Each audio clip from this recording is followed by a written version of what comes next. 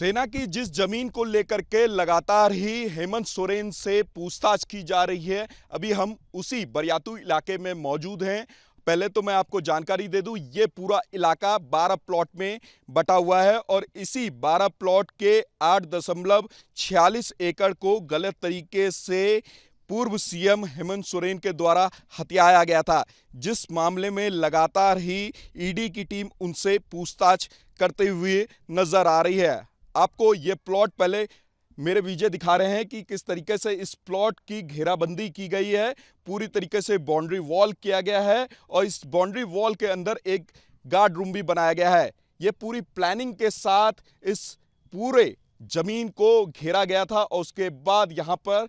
आने वाले भविष्य में इस पे कंस्ट्रक्शन की भी बात हो रही थी, लेकिन उससे पहले ये पूरा मामला खुल गया और मामला खुलने के बाद और लगातार ही ईडी की टीम एक एक करके जो तमाम लोग थे, ब्लॉक के लोग थे, उनसे पूछताछ करने का उनके द्वारा काम किया जाता है और इस केस की गुत्थी लगातार ही खुलते हुए नजर आती है। और केस में ईडी के द्वारा जब भानु प्रताप से पूछताछ की जाती है, जो कि कहा जा रहा है कि उस समय रेवेन्यू ऑफिसर थे, उनसे जब पूछताछ की गई तो ये मालूम चला कि जो आदेश था सर्वे का वो सीएम ऑफिस से आया था। उदय कुमार नाम के व्यक्ति ने ये आदेश दिया था और आदेश सीओ मनोज कुमार को दिया था और मनोज कुमार ने ही ये आदेश आगे बढ़ाते हुए भानु प्रताप को कहा था कि आप जा करके इसका सर्वे करें और यह भी कहा था कि ये बॉस की जमीन है। जब ईडी ने पूछा कि ये बॉस कौन है तो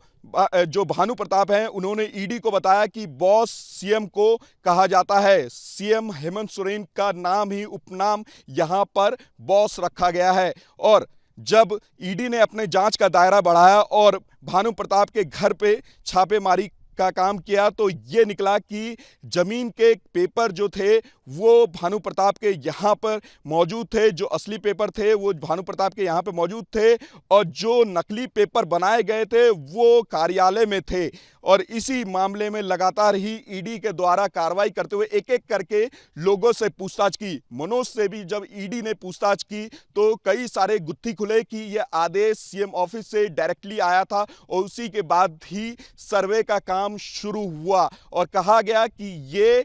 जो पूर्व सीएम है हेमंत सोरेन, उनकी जमीन है और उनकी जमीन का सर्वे करवाना है और सर्वे करवा के इसको रिपोर्ट सीएम ऑफिस को देना है। उसी को लेकर के लगातार ही ईडी की टीम पूछताछ करते हुए नजर आई। कैसे ये सेना की जमीन को घोटालेबाजों ने इसे मुख्यमंत्री हेमंत सोरेन की जमीन बताया और जमीन बताने के बाद कैसे इन्होंने ये पूरे पेपर तैयार किए और तैयार करने के बाद यह दर्शाया कि ये जो जमीन है वो हेमंत सोरेन की है। इसी सिलसिले में जब दिल्ली में उनके घर पे, हेमंत सोरेन के घर पे जब ईडी की टीम पहुंची थी तो कई दस्तावेज मिले, जमीन से जुड़े हुए पेपर मिले और 36 लाख रुपए कैश भी मिले। और जब ईडी ने हेमंत सोरेन से पूछताछ की और जब ये सारे दस्तावेज दिखाए और ये कहा कि भानु प्रताप जो व्यक्ति हैं, जो उस समय रेवेन्यू ऑफिसर थे, उनके घर से कई सारे डॉक्यूमेंट्स मिले हैं जमीन से जुड़े हुए, जो कि सच्चाई बयां करते हैं कि गलत तरीके से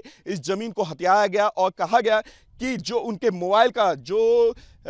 तलाशा गया, मोबाइल को खंगाला गया तो उससे भी कई जानकारी ईडी को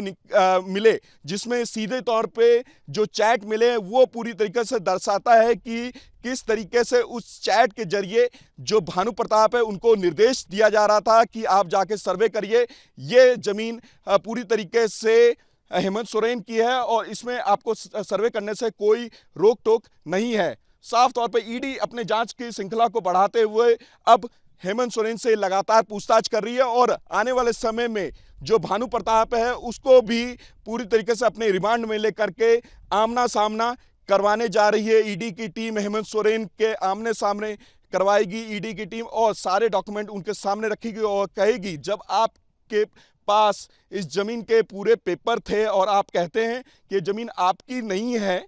तो ये जमीन पे बाउंड्री वॉल क्यों करवाया गया। आप दूसरी तरफ ये कहते हैं कि ये जमीन के पेपर भी आपके पास हैं लेकिन ये जमीन आपके नहीं है और बाउंड्री वॉल भी आपके द्वारा करवाएगा, ट्रांजैक्शन है आपके बैंक से। तो कई ऐसे सवाल हैं जिस सवालों पे हेमंत सोरेन बसते हुए नजर आ रहे हैं। अब देखने वाली बात होगी कि जब पूछताछ खत्म होगी तो क्या निकल के सामने आता है।